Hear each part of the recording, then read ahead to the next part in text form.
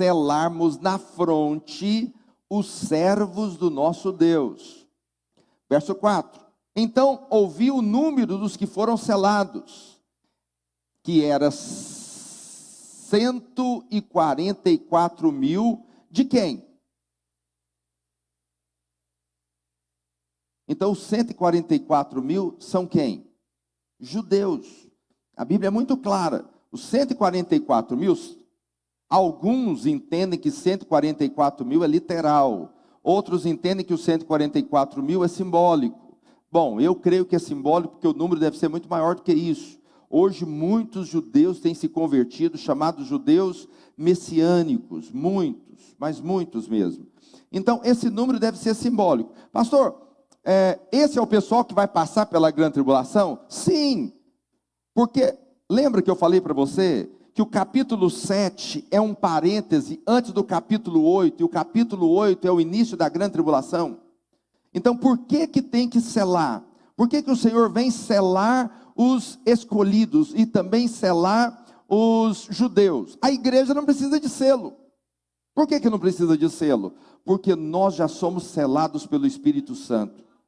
Então, caso você fique, você já está selado.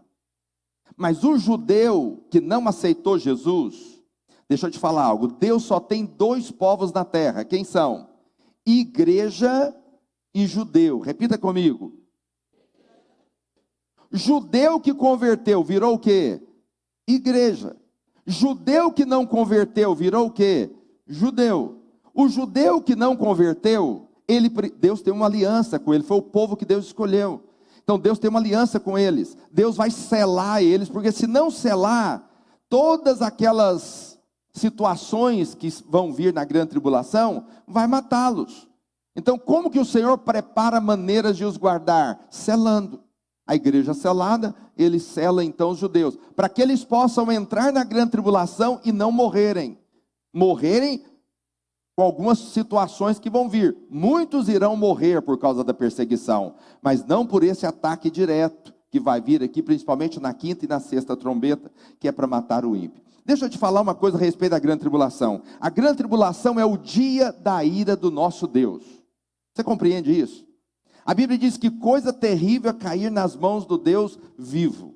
Porém, a ira do Senhor já foi levada na cruz. Então a ira do Senhor não está sobre nós. Nós não vamos sofrer a ira do Senhor. Por isso que a igreja é selada e os judeus também recebem o selo. Porque não vão provar da ira de Deus. Ninguém vai morrer por causa da ira de Deus. Mas vai morrer por causa da ira do diabo. Lembra que eu falei para você que a quinta trombeta, uma estrela cai do céu, e essa estrela é o próprio diabo, e ele cai das regiões celestiais para a terra, e ele vai perseguir a mulher. É o dragão que persegue a mulher, é o dragão que persegue a serpente, que persegue a mulher. A serpente, o dragão, a antiga serpente, ele vai perseguir a mulher. Agora, muitos vão morrer por quê? Porque de fato não vão suportar. Jesus disse que se esses dias não fossem abreviados, pouca gente sobreviveria. Eu acredito, que a maioria dos crentes na grande tribulação vão morrer. A maioria. E vão chegar diante do Senhor como vencedores. Olha que maravilha. A morte tem lá a sua vantagem. Capítulo 20, coloca para mim Apocalipse capítulo 20, verso 4. Apocalipse capítulo 20, estou respondendo essa pergunta. 24.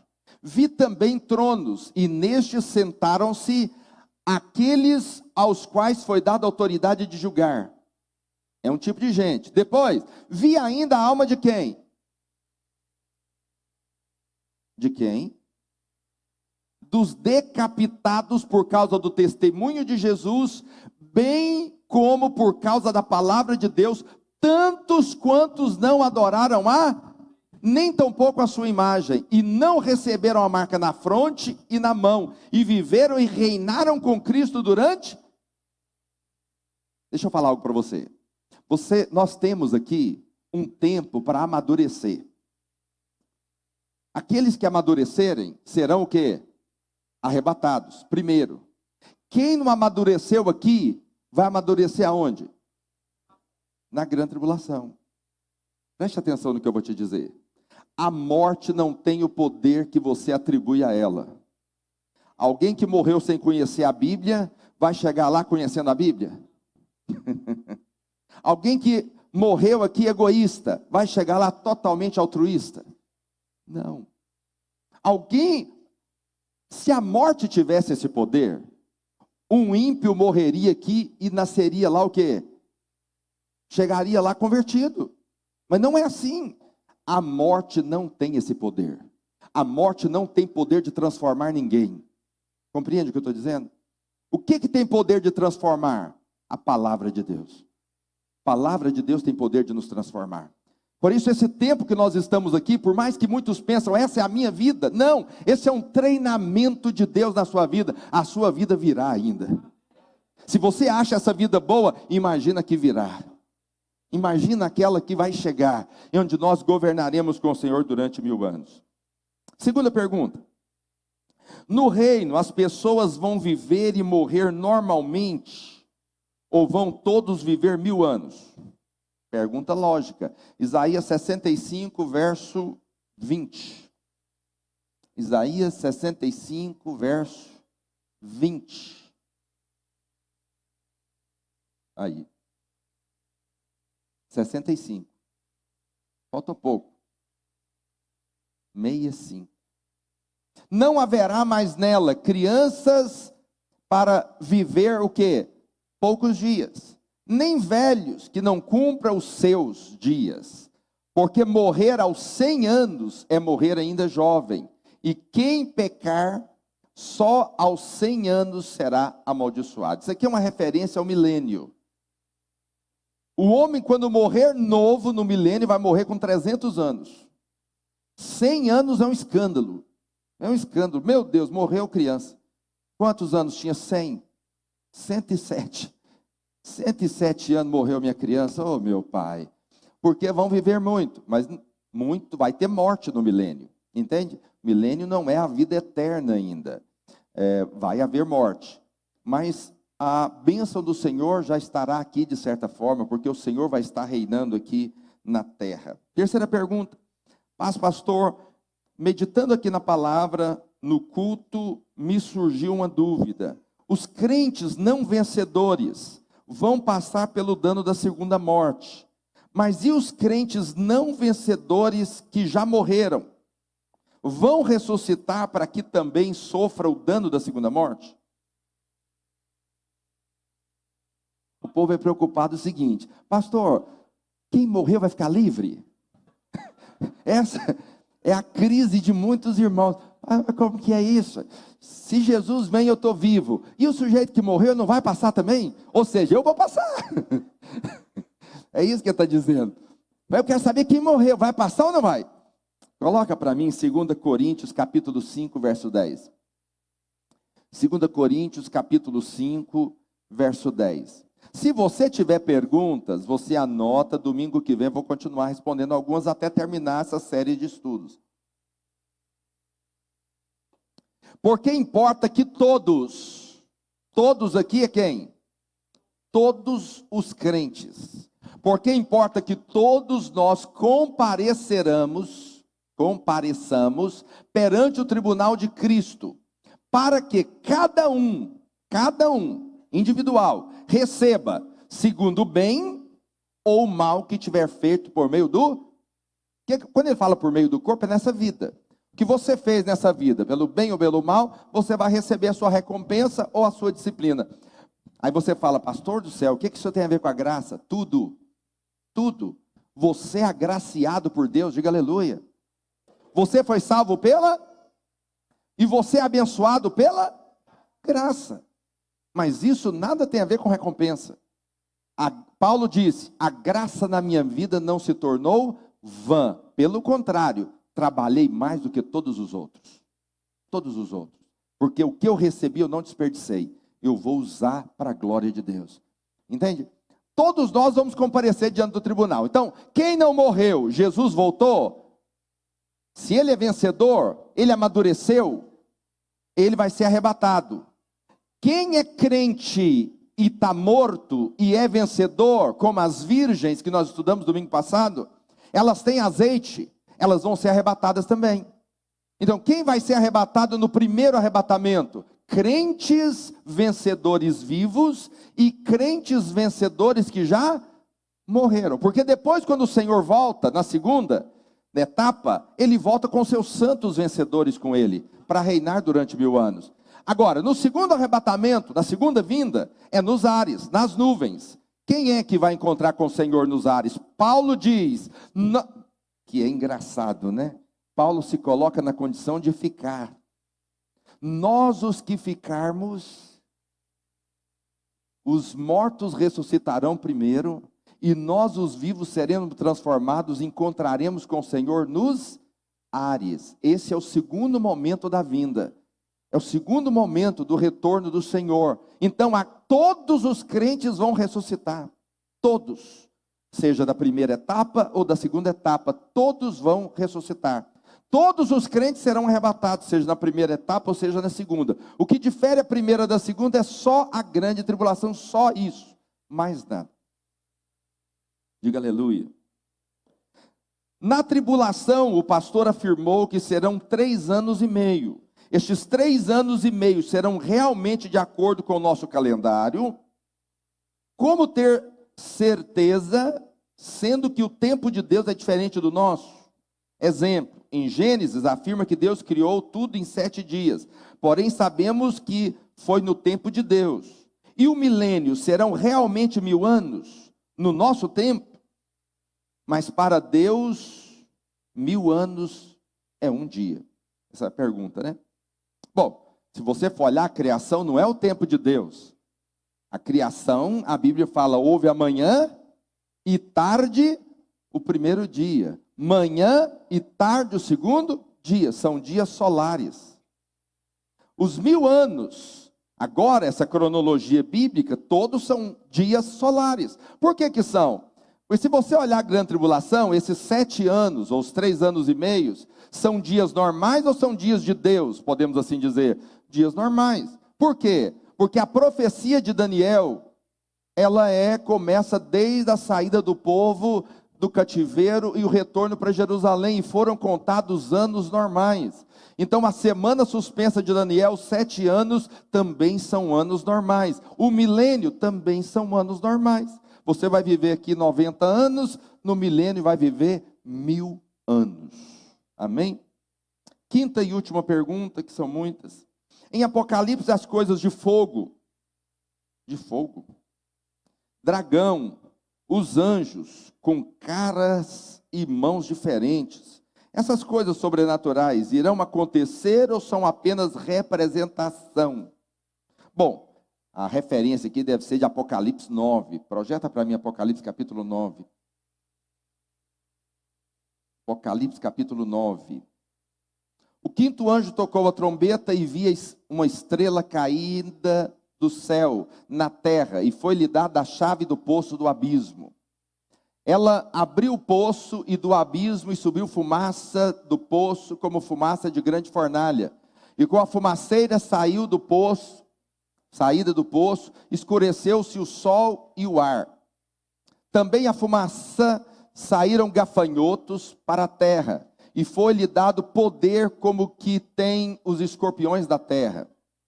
E foi-lhe dito que não causassem danos à erva da terra, nem a qualquer coisa verde, nem às árvores, nem árvore alguma. E tão somente aos homens que não têm o quê? O selo de Deus sobre a fonte. Deus selou os judeus e a igreja já é selada. Verso 5. Foi-lhes também dado, não que os matassem, e sim que os atormentasse durante 5 meses. E o seu tormento era como o tormento de escorpião quando fere alguém. Naqueles dias os homens buscarão a morte e não a acharão. Também terão ardente desejo de morrer, mas a morte fugirá deles. O aspecto dos gafanhotos era semelhante a cavalos, preparados para a peleja. Na sua cabeça havia como uma coroa, parecendo de ouro, e o seu rosto era como o rosto de homem. Tinha também cabelos como cabelos de mulher, e os seus dentes como dentes de leão. Tinha couraças como couraças de ferro. O barulho de suas asas faziam, eram como o barulho de carros, de muitos cavalos, como correm a peleja. Essa é a imagem. Bom, se você crê que isso aqui é literal, é um ser sobrenatural, não tem nada de errado. Eu acredito que seja mesmo. Eu acredito que há demônios que estão aprisionados, diz 2 Pedro, anjos caídos que estão aprisionados para o dia da ira do nosso Deus. Esses demônios serão liberados um dia e eles vão causar danos aos homens. Isso está escrito na Bíblia, isso vai ser durante o período da grande tribulação. Bom, se você não crê, talvez pode ser um helicóptero, um armamento de guerra que ainda vão criar, que nós não entendemos, né? Tudo isso aqui pode ser descrição também de um tanque de guerra. Não sei como que um tanque de guerra pode ferir alguém e não matar, né? Eu não sei como funciona. A Bíblia diz que eles não vão ter poder para matar, mas vão ter poder para ferir durante 5 meses, como alguém é ferido de um escorpião. Alguém já foi ferido com um escorpião aqui? Quem já foi? Doeu muito? 5 meses com essa dor. Esse é o tormento desses demônios. Há um estudioso da Bíblia que diz o seguinte: aqueles que adoraram os demônios, não adoraram o Deus vivo, serão atormentados pelos mesmos demônios durante 3 anos e meio. Entende? Aqueles que não reconheceram, não têm a marca, eles sofrerão os danos deste próprio ser, desses demônios. Apocalipse capítulo 3, verso 5. Eu não sei, a 5ª recompensa ao vencedor. Quem estava aqui domingo passado, diga aleluia, glória a Deus. Se você não estava, você pode assistir no nosso canal e rever a palavra de domingo passado. O vencedor será assim: vestido de vestiduras brancas, e de modo nenhum apagarei o seu nome do livro da vida. Pelo contrário, confessarei o seu nome diante do meu Pai e diante dos seus anjos. Do meu Pai e diante dos seus anjos. A promessa ao vencedor aqui é ter o nome confessado diante do Senhor e diante dos seus anjos. Essa é a promessa para o vencedor. Mas o texto diz que esse vencedor, ele chega diante do Senhor com vestiduras brancas, com vestes brancas. Neste vencedor não tem nenhuma mancha, nenhum pecado, nenhuma acusação. Ele está totalmente branco diante de Deus. Deixa eu falar algo para você. O que é as vestes na Bíblia? O que é as vestes? Vamos ver.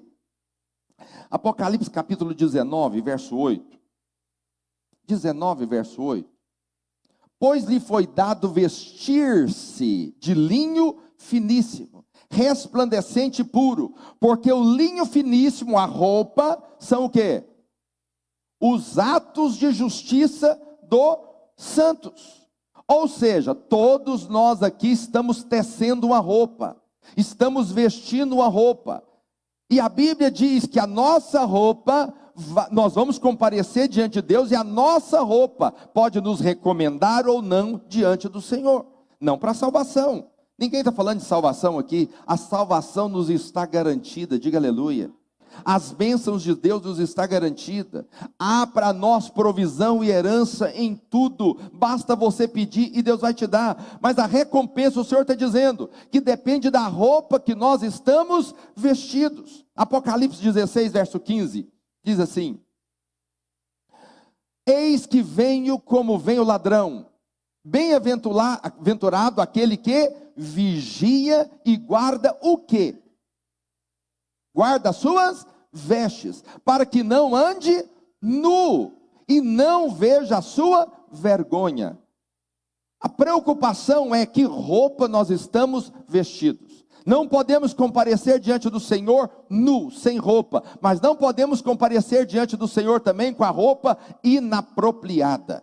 Existe uma roupa para nós, e a nossa roupa é uma roupa branca. Isso tem a ver, se é atos de justiça dos santos, então a nossa roupa tem a ver com a justiça que nós praticamos. Que justiça nós praticamos? Nós somos justos ou não? Se somos justos, em qual justiça nós somos justos? Quem aqui é justo?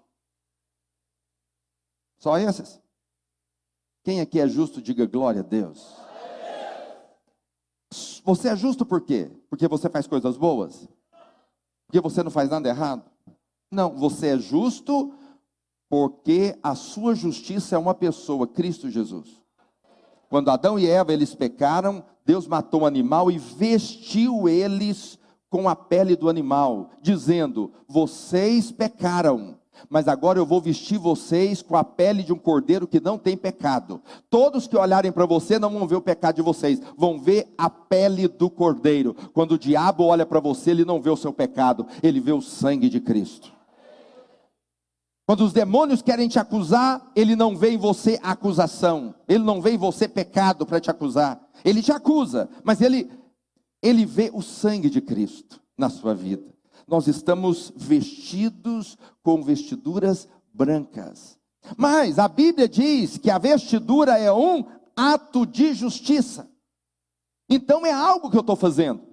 O que eu faço determina a minha roupa. A minha roupa pode ser manchada ou pode ser branca. Preste atenção. Se eu estou servindo a Deus, eu conheci a graça. Quem conhece a graça serve a Deus. Porque ele fala: eu recebi tanto, eu sou tão abençoado que eu não posso deixar de retribuir, de dar. Não que eu vá pagar ao Senhor, é impagável, não tem como pagar. Mas eu quero servir em amor.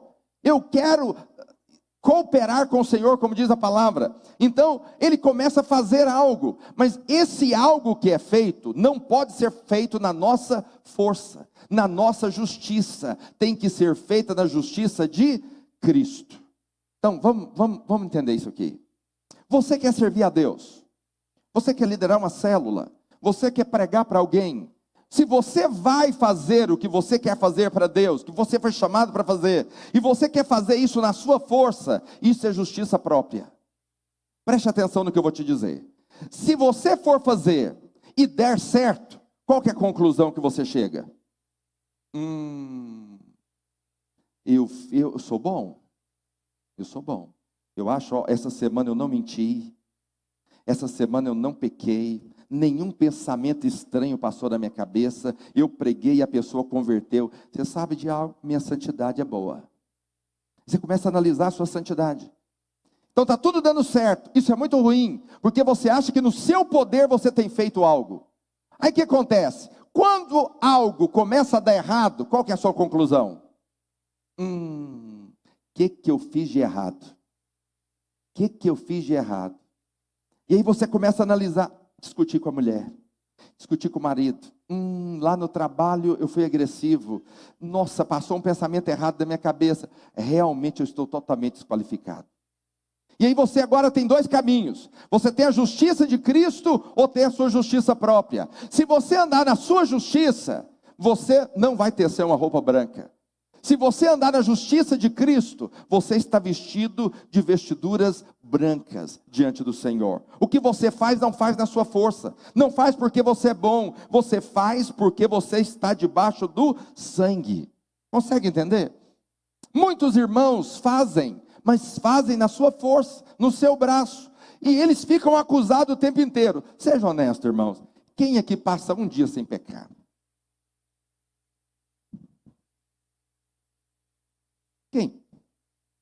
Quem passa um dia sem passar um pensamento estranho? Quem passa um dia sem ter uma ira? Às vezes até sem motivo.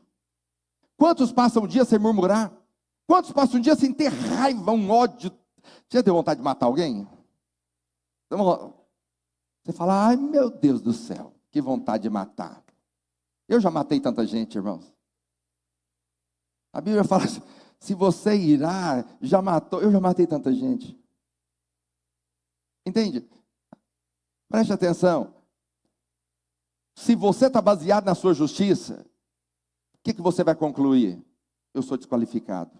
O maior problema dos crentes é desqualificação. Sabe por que eles não querem servir a Deus? Porque se sentem desqualificados. Ele não fala, mas lá dentro ele se sente desqualificado e fala: eu? Não posso. Como que eu vou fazer? Sou tão irado, eu faço tanta coisa errada, eu não posso. No final das contas, ele rejeita servir a Deus porque ele se sente desqualificado, porque a sua justiça não é a justiça de Cristo, é a sua própria. Ele está vivendo a sua justiça própria. Quando nós olhamos para Cristo, não olhamos para o nosso erro. Olha aqui para mim, eu tenho erro como você tem. Eu tenho erro como você tem. Eu não sou diferente de você, eu sou humano. Eu não sou um anjo, não tem duas asas aqui atrás, batendo. Eu não vou para casa voando nas asas do Espírito. Eu vou de carro. Entende? Preste atenção. Mas por que eu não paro de servir a Deus? Eu não paro de servir a Deus porque eu não sirvo a Deus baseado no que eu sou. Eu sirvo a Deus baseado no que Ele é. E Ele pagou o preço e me escolheu para servi-lo. E eu vou servir. Isso não depende de mim, não depende do que eu sou, não depende do que eu penso, não depende do que passa no meu coração. Depende daquilo que Ele levou na cruz. Ele já levou os pecados do meu passado, do meu presente e do meu futuro. Eu sou totalmente santo, a minha roupa é branca. Eu posso servir a Deus independente da minha condição. Está me entendendo? Isso é o que? Não é justiça própria. Isso é a justiça de Cristo nas nossas vidas. Quem está entendendo, diga amém. João capítulo 16, verso 8. A questão está aqui. A Bíblia diz que quando Ele vier, convencerá o mundo de quê?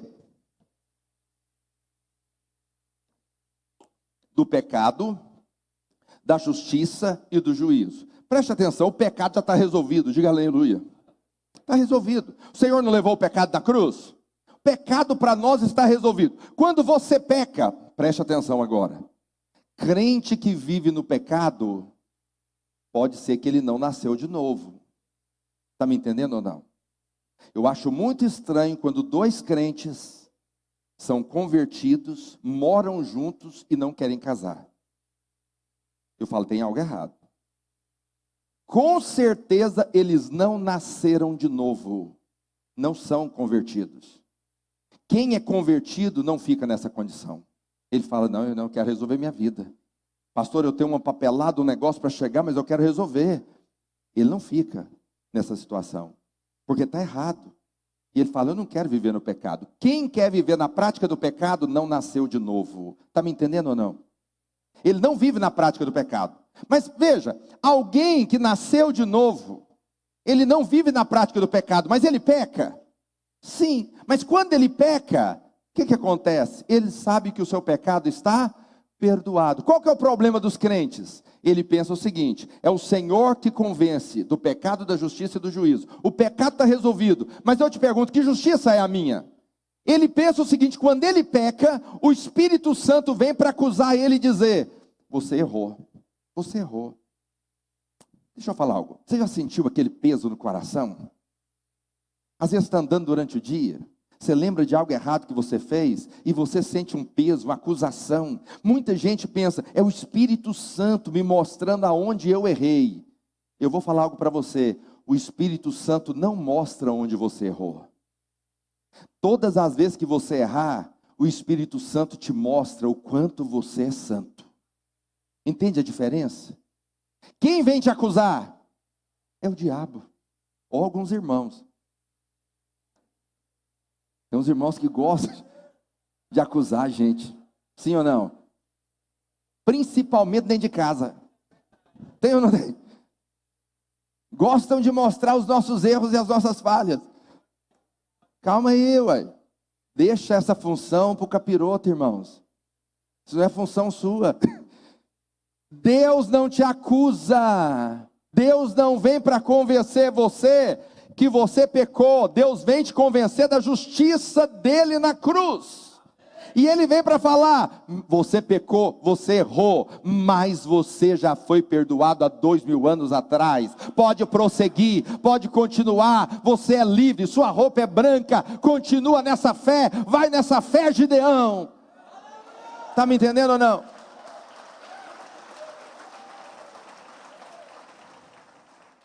Problema de muitos é que eles acham que Deus está condenando o tempo inteiro. Todas as vezes que eu erro, eu falo, Senhor, fala, Pai, fala. Fala que eu sou bom, que eu sou santo, que eu sou maravilhoso. E o Espírito Santo quer falar isso mesmo. O Deus não vê pecado em você. Se Ele ver pecado em você, tem alguma coisa errada com o sangue. O sangue já cobriu todos os seus pecados. Quando o Senhor olha, só vê sangue na sua vida. Quem está me entendendo, diga amém. Romanos capítulo 8, verso 1, eu preciso relembrar isso aqui. Agora, pois, já nenhuma condenação há para aqueles que estão em Cristo Jesus, verso 2, porque a lei do Espírito da vida em Cristo Jesus te livrou da lei do pecado e da morte. Preste atenção, não existe acusação para quem está em Cristo, na justiça de Cristo. Quem estiver na sua justiça própria, vai ter acusação. Tem crente que vive condenado o tempo inteiro. Por isso que o vencedor, ele chega diante do Senhor com vestes brancas, brancas. Pergunta ao seu vizinho, que cor é as suas vestes?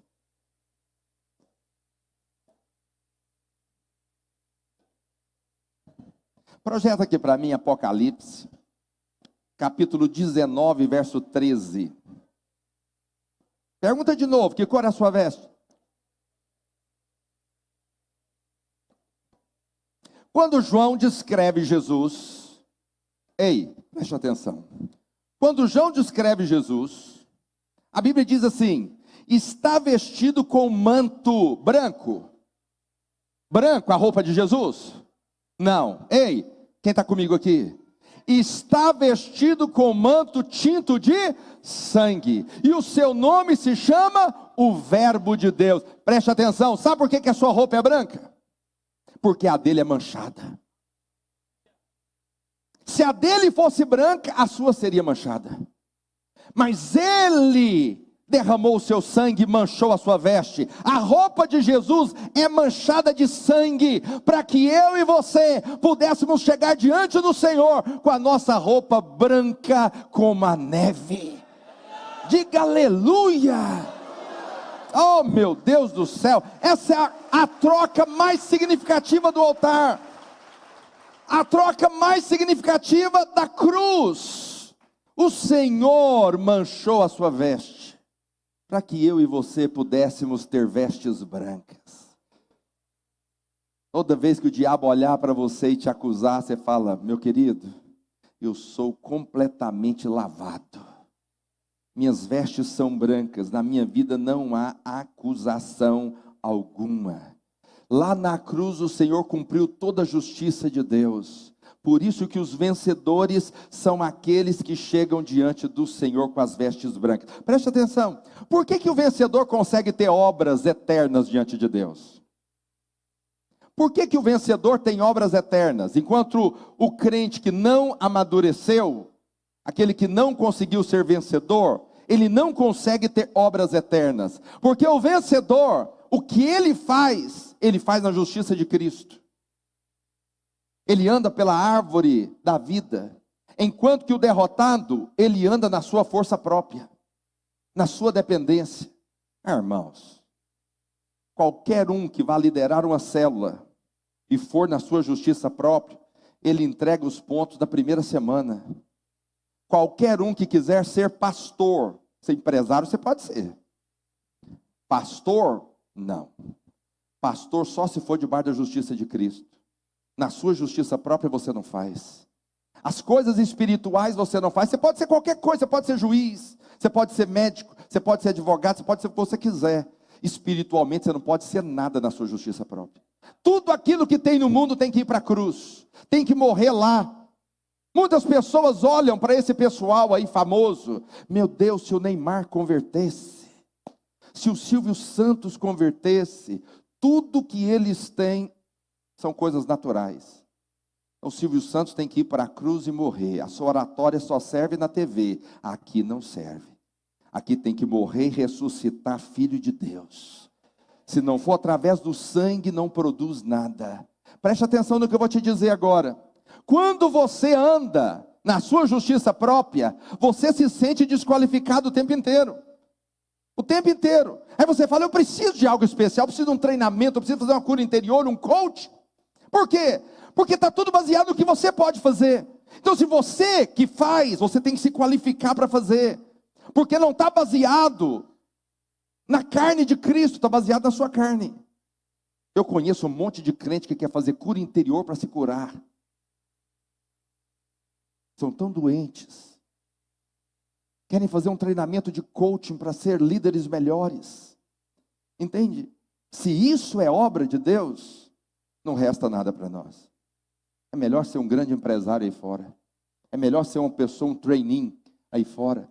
Preste atenção, isso não é obra de Deus. A obra de Deus é aquilo que procede da cruz. Quando eu dobro o meu joelho e falo, Senhor, eu não dou conta de fazer, mas o Senhor que opera na minha vida. E aí eu levanto e as coisas acontecem. Por quê? Porque Deus vem agir nas nossas vidas. Quando eu peço, Deus faz. Quando eu quero fazer na minha força, eu não consigo fazer, isso é justiça própria. A minha veste, ela é uma veste branca. Quem é o vencedor? O vencedor é o que entendeu, é o que compreendeu que a sua justiça não está baseada na sua justiça própria, mas na justiça de Cristo. Quando você vai chamar um irmão e fala, irmão, você vai ser um grande homem de Deus, você vai liderar uma célula, você vai fazer, preste atenção, tudo que você for fazer, desafiado por alguém, faça debaixo da justiça de Cristo. E não é uma questão só de frase de efeito, né? Tiago diz, tudo que for fazer, fala se o Senhor permitir. É bonita as frases, mas não é a frase em si, é a realidade. Quem tem realidade, ele fala, eu não consigo fazer nada, eu não sou ninguém. Mas é o Senhor através da minha vida que faz. E se Deus pode usar a minha vida, pode usar qualquer um. É isso que eu falo para todos os rapazes, os jovens que querem ser pastor. Se Deus usa o pastor Mauro, usa qualquer um, irmãos. Qualquer um pode ser útil nas mãos do Senhor. Se você acha que um bom pastor é que tem boas qualificações, então tudo que nós temos é natural, pois o Senhor, quando foi chamar, chamou os principais rejeitados da sociedade. Pedro era o sujeito truculento, doido da vida, entende? O homem da peixeira que queria arrancar a orelha dos outros. Foi esse que, quando pregou, 3.000 pessoas converteram em um dia só. Não porque estava baseado, o pessoal não converteu de medo, o pessoal converteu porque foi convencido pelo Espírito Santo. Consegue entender? As coisas não estão baseadas na nossa justiça natural, mas estão baseadas na justiça de Cristo. O vencedor é aquele que entendeu quem ele é e o que ele recebeu na cruz. Então ele pode fazer qualquer coisa para Deus, porque não está baseado nele, está baseado em Cristo. Pergunta para o seu vizinho, sua justiça está baseada em quem, meu querido? Em quem?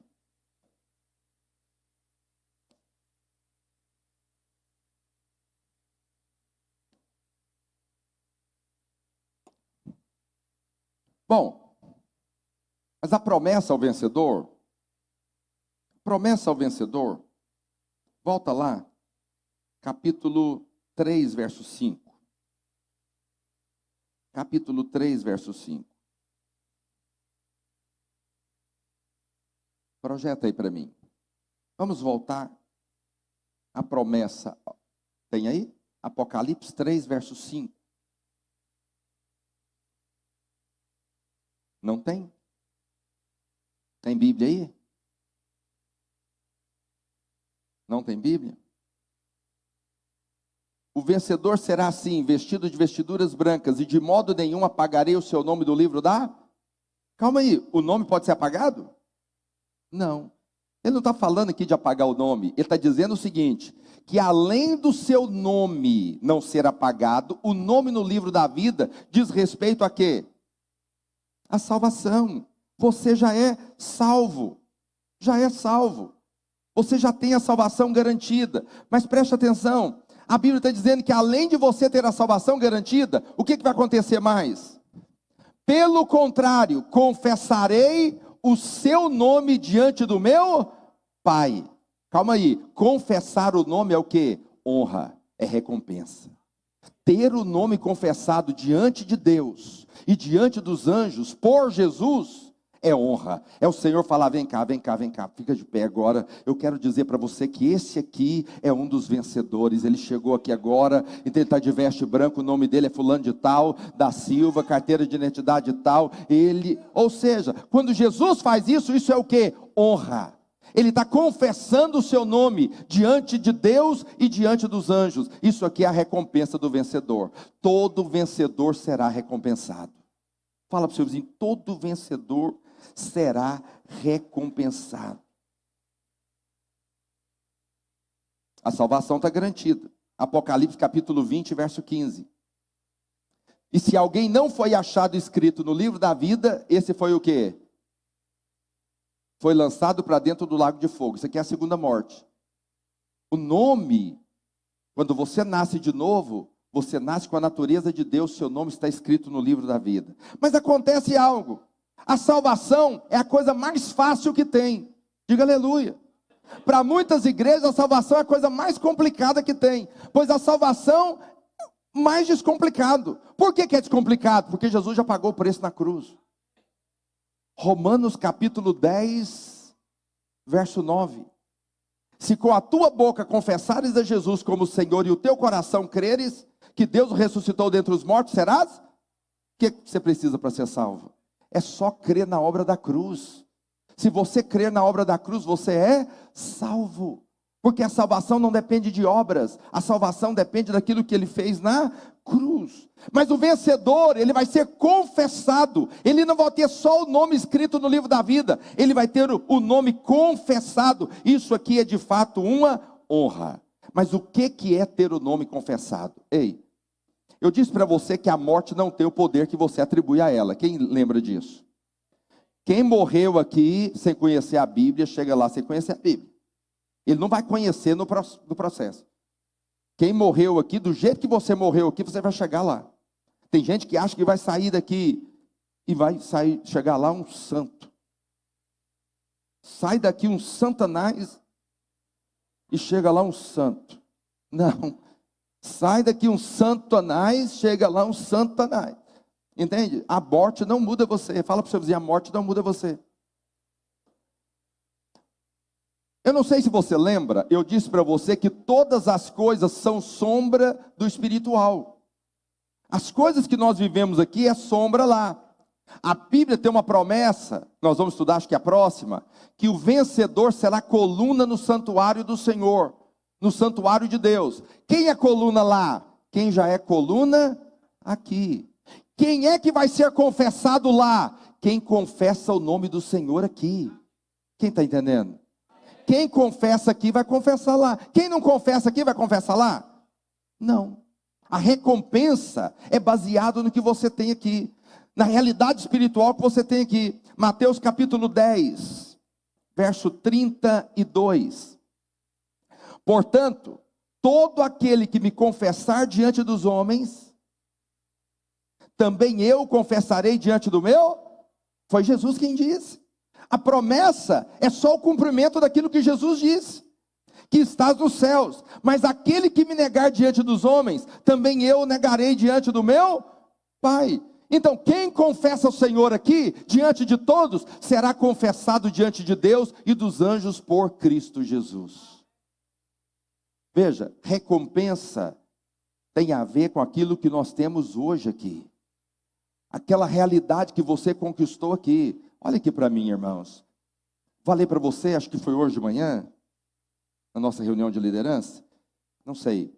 Mas eu disse o seguinte: não existe servir a Deus em casa. Isso é o maior engano que existe na vida de muita gente. Não, eu vou servir a Deus em casa. Isso não existe. Ninguém consegue servir a Deus em casa. Servir a Deus só é possível no corpo de Cristo. Ninguém é corpo de Cristo em casa. Não pode, não tem como. Esse membro, ele vai ter algum problema em algum momento. Ele vai se perder. Eu contei uma história hoje de manhã. Eu liderei uma célula em Goiânia. E o casal, o anfitrião, tinha 2 crianças, 7, 8 anos. E eles tinham na casa deles uma porta muito pesada. E a menina puxou a porta e esqueceu o dedo. A porta bateu e o dedo ficou de um lado e a mão do outro. O dedo caiu no chão. O dedinho dela. Os pais cataram o dedo, jogou no saco, colocou gelo, amarrou, amarraram o dedo para não sangrar, correram para o hospital. O médico falou: se você não coloca esse dedo do gelo e traz para mim, ela perdia o dedo. Ele conseguiu emendar o dedinho. Não ficou perfeitamente, mas conseguiu. A mão está completa, movimenta o dedo. Entende? Membros separados do corpo é o quê? Morte.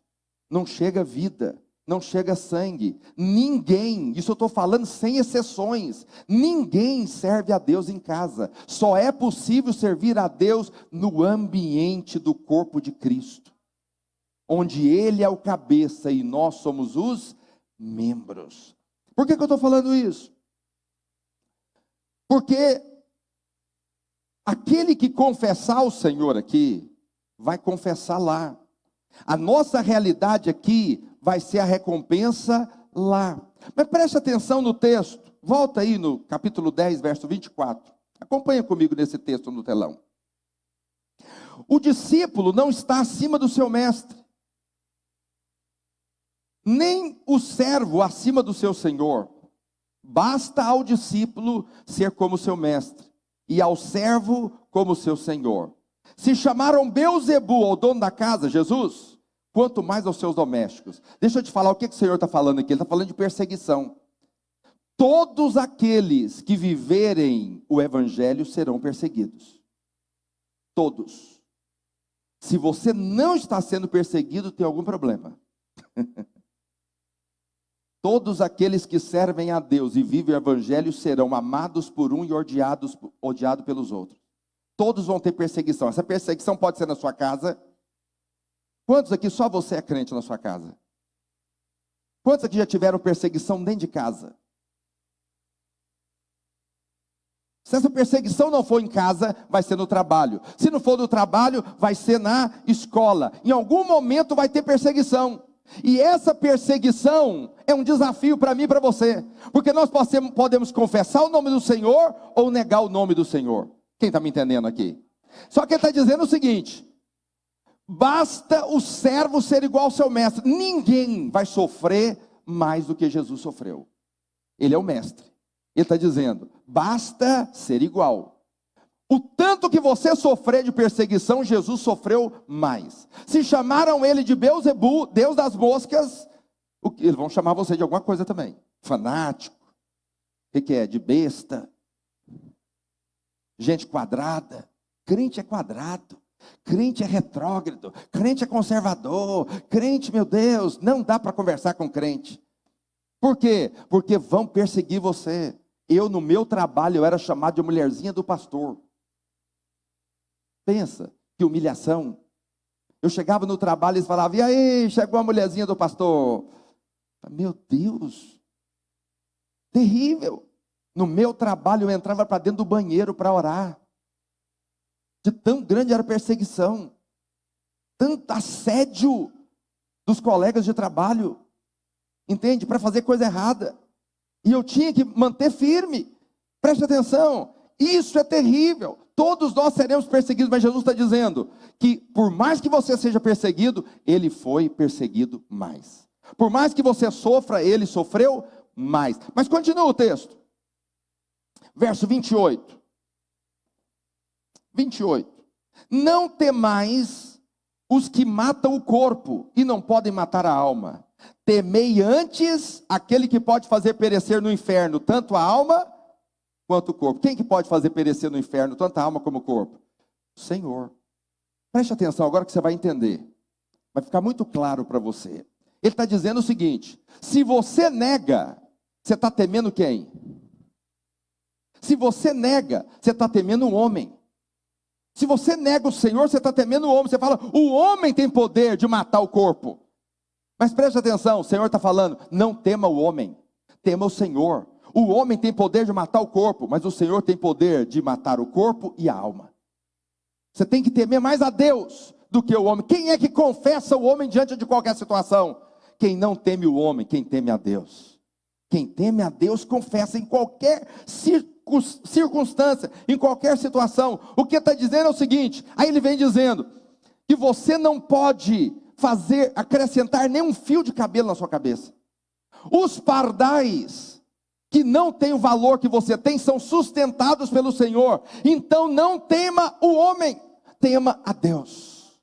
Confesse o Senhor diante de qualquer um, e você vai ser confessado diante de Deus e dos seus anjos. É isso que ele está falando. Verso 32, novamente, Mateus 10, 32. Portanto, todo aquele que me confessar diante dos homens, também eu confessarei diante de meu Pai que estás nos céus. Mas aquele que me negar diante dos homens, também eu negarei diante do meu Pai que estás no céu.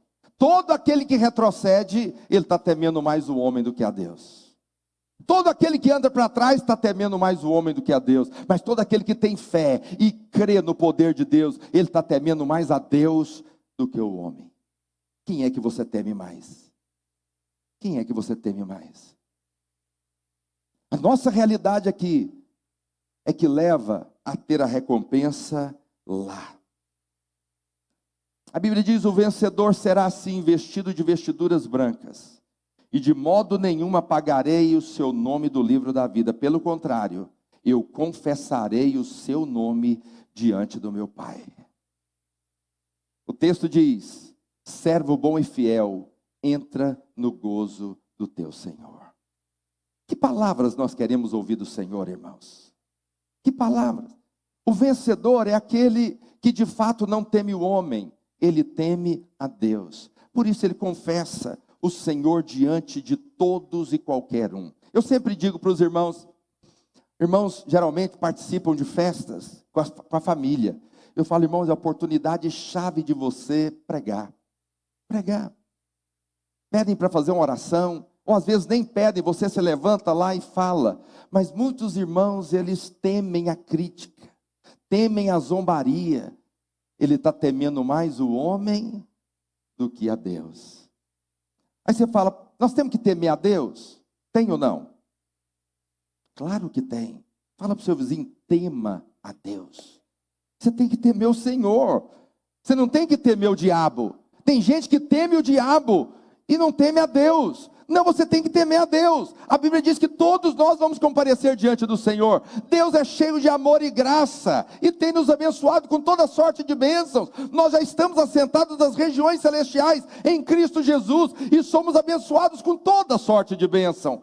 Mas preste atenção, essa bênção tem que ser usada diante do Senhor, diante da igreja, diante dos irmãos. Olha para a pessoa que está do seu lado aí e diga: eu quero ser um servo de Deus da sua vida.